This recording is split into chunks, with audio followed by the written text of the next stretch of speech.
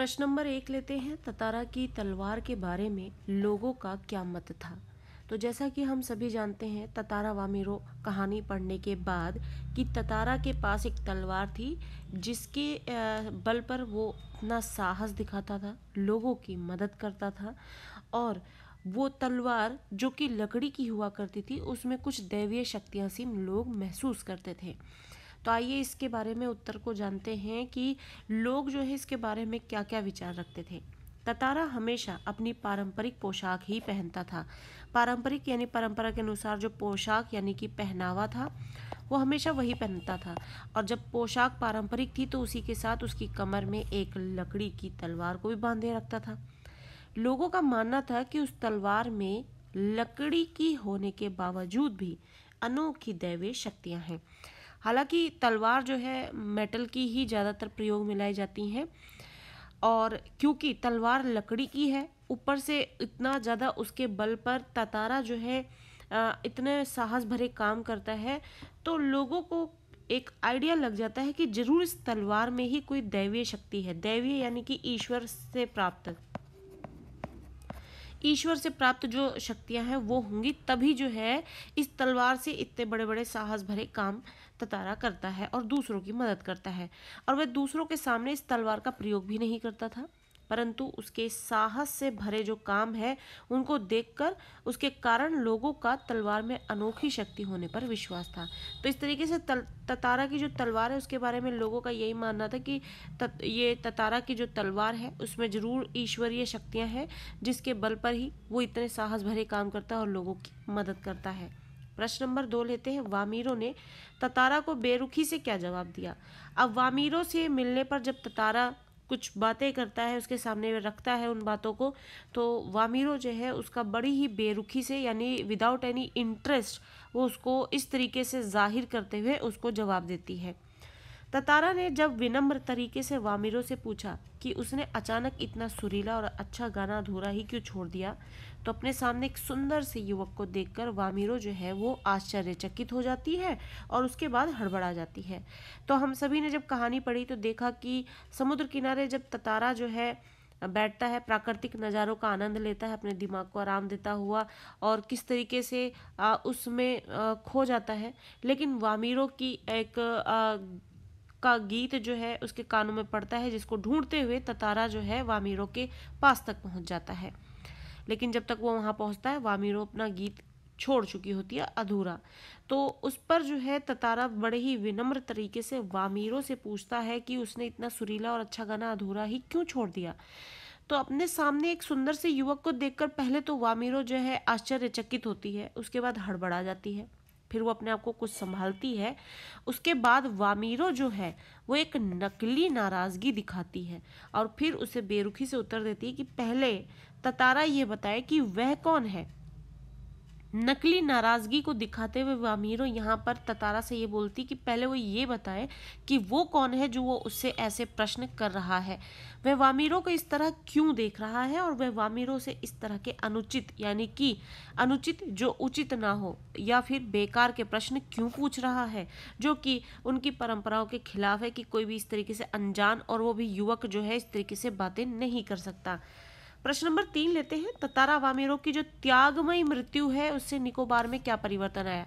हम सभी ने देखा कि कहानी के दौरान की ततारा वामीरो एक दूसरे को चाहते हैं, उनसे विवाह करना चाहते हैं, लेकिन उनकी जो संस्कृति है कि एक गांव से दूसरे गांव में शादियां नहीं होती हैं, जिसके चलते ततारा वामीरो जो है उनको त्याग करना पड़ता है। उस त्याग के परिणाम स्वरूप जो है मृत्यु को प्राप्त होते हैं। लेकिन जब उनकी मृत्यु हो जाती है तो उसके बाद निकोबार में जो परिवर्तन देखने को मिलते हैं वो क्या होते हैं। तो निकोबार निवासियों ने ततारा वामीरो की जो त्याग में मृत्यु है उसके बाद अपनी परंपरा को उन्होंने बदल डाला। दूसरे गांव में भी वो विवाह संबंध बनाने लगे, और ततारा वामीरो की जो एक दूसरे के लिए त्याग में मृत्यु थी वह शायद इसी सुखद बदलाव के लिए ही थी।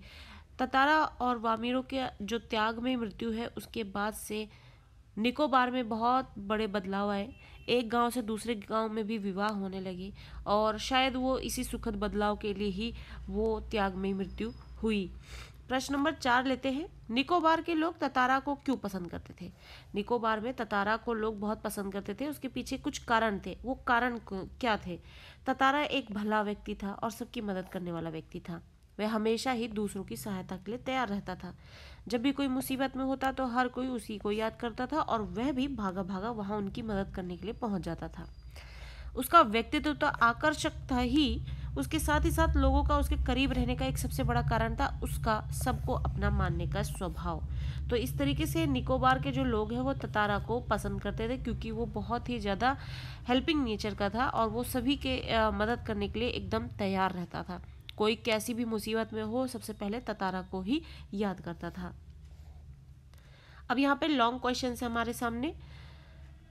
प्रश्न नंबर 1, निकोबार द्वीप समूह के विभक्त यानी कि अलग होने के बाद बारे में निकोबारियों का क्या विश्वास था? यानी जो निकोबार द्वीप समूह है वो अलग अलग अब मिलते हैं, तो इसके बारे में निकोबारी जो है वो क्या सोचते हैं, उनका क्या मानना है, क्या विश्वास है? निकोबारियों का विश्वास था कि पहले अंडमान और निकोबार जो है वो एक ही द्वीप था। इनके अलग अलग होने के पीछे तातारा वामिरों की एक लोक कथा प्रचलित है और दोनों एक दूसरे से प्रेम करते थे, परंतु दोनों अलग अलग गाँव से थे और उस समय के रीति रिवाजों के अनुसार अलग अलग गाँव के निवासियों में विवाह संबंध संभव नहीं था।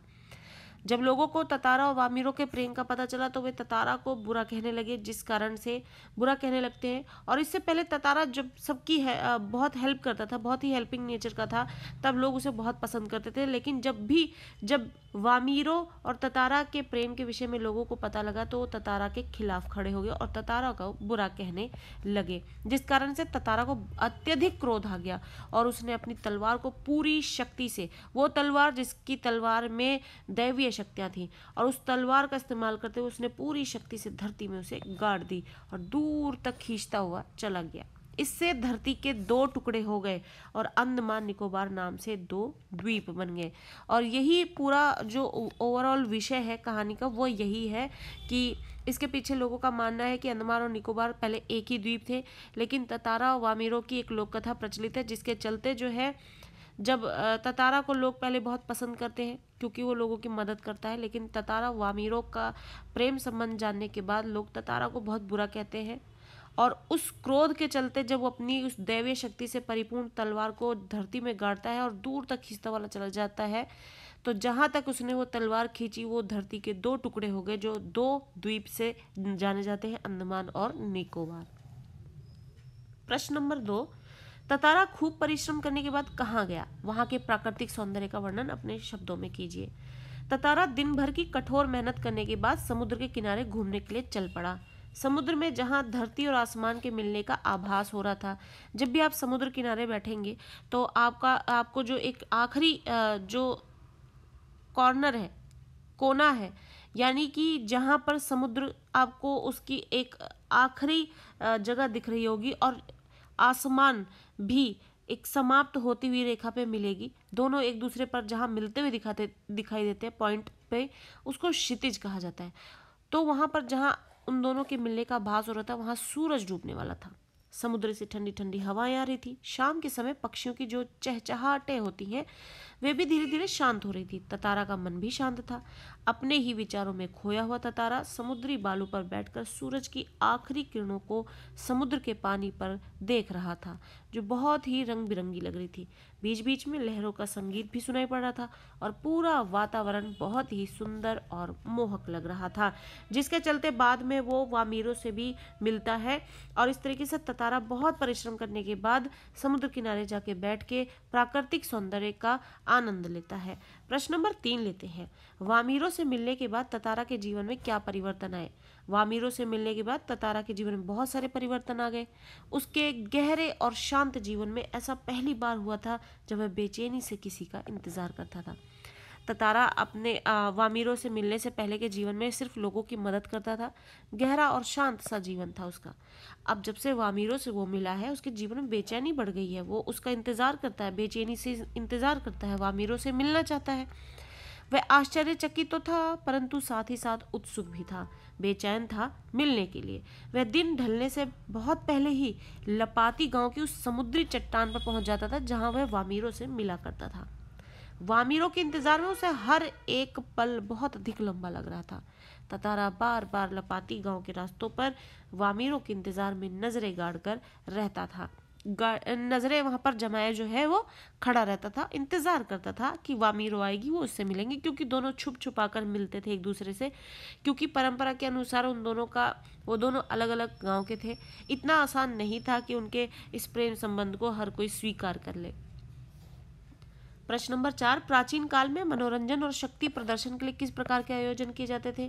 तो प्राचीन काल में मनोरंजन और शक्ति प्रदर्शन के लिए पशु पर्व का आयोजन किया जाता था, और उस पशु पर्व में हट्टे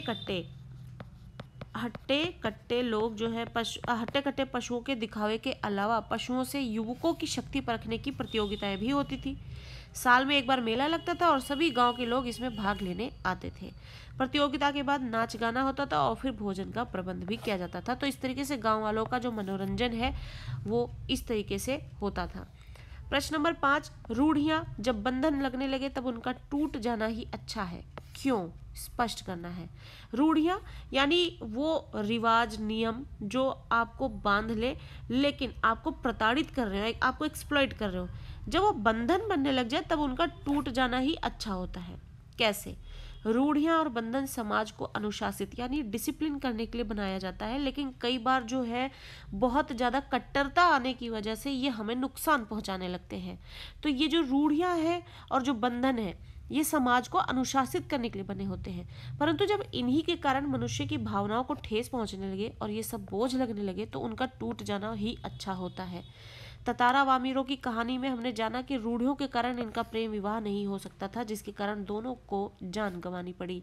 जहां रूढ़ियां किसी का भला करने की जगह नुकसान करें और जहां रूढ़ियां आडंबर लगने लगे वहां इनका टूट जाना ही बेहतर होता है। इसलिए जब भी आपके जो रिवाज है, नियम है, हमारी जब संस्कृति जब हमारे लिए बंधन बन के हमारे सामने खड़े हो जाए जिससे हम खुश नहीं हो सकते, हमारा जीवन जो है मुश्किल सा लगने लगे, तब उन बंधनों का टूट जाना ही बेहतर होता है। अब यहाँ पे हमें आशय स्पष्ट करना है जो कि आपके पाठ से कुछ पंक्तियां ली गई हैं। पहली पंक्ति है कि जब कोई राह न सूझी तो क्रोध का शमन करने के लिए उसने शक्ति भर उसे धरती में घोंप दिया और ताकत से उसे खींचने लगा। ये उस वक्त का सीन है जब दोनों का विवाह, ततारा और वामीरों का विवाह होना संभव नहीं रह गया किसी भी तरीके से।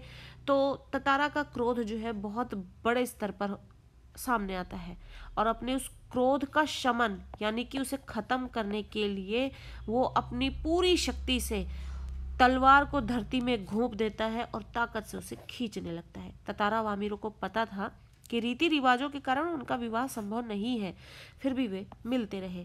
जब गांव वालों को पता चला तो वे ततारा को बहुत बुरा बोलने लगे। क्रोध में आकर ततारा ने अपनी तलवार को धरती में पूरी शक्ति से उसने गाड़ दिया और अपनी ओर खींचता हुआ द्वीप के आखिरी कोने तक पहुंच गया, जिसके कारण द्वीप के 2 टुकड़े हो गए।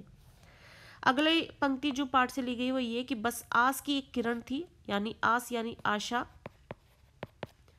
जो समुद्र की देह पर डूबती किरणों की तरह कभी भी डूब सकती थी। ततारा दिन ढलने से बहुत पहले ही लपाती गांव की उस समुद्री चट्टान पर पहुंच गया था जहां उसने वामीरों को आने के लिए कहा था। अब ये उस वक्त की बात है जब वामीरों से वादा लेकर ततारा जो है उससे मिलने का एक स्थान तय कर देता है। वामीरों के इंतजार में उसे हर एक पल बहुत अधिक लंबा लग रहा था। उसके अंदर एक शक भी पैदा हो गया था कि अगर वामीरों आए ही नहीं तो उसके पास प्रतीक्षा करने के अलावा और कोई चारा भी नहीं था। उसे सिर्फ उम्मीद की एक किरण नजर आ रही थी और वो भी समय बीतने के साथ साथ समुद्र के शरीर पर जैसे किरणें डूब रही थी उसी प्रकार कभी भी डूब सकती थी। यानी वो इंतजार कर रहा था और इंतजार करने के अलावा और कोई चारा भी नहीं था। लेकिन समय जैसे जैसे आगे बढ़ रहा था वो इंतजार भी वैसे ही जो है उसमें कमजोरी आ रही थी, जैसे कि सूरज के डूबने के साथ उसकी किरणें भी जो है जैसे विलीन होती हुई नजर आ रही थी समुद्र में। तो इसी के साथ ही जो इस पाठ से संबंधित ततारा वामीरों पाठ से संबंधित हमने बहुत सारे प्रश्न किए जो कि आपके एग्जाम पर्पज से काफ़ी यूजफुल है।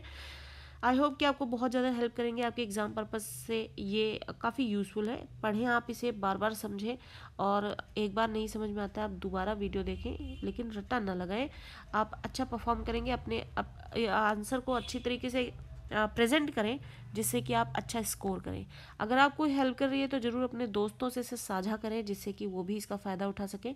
और इसी तरह चैनल के साथ बने रहें, जिससे कि आपको कमिंग वीडियोज़ यूँ ही मिलती रहें। Thank you.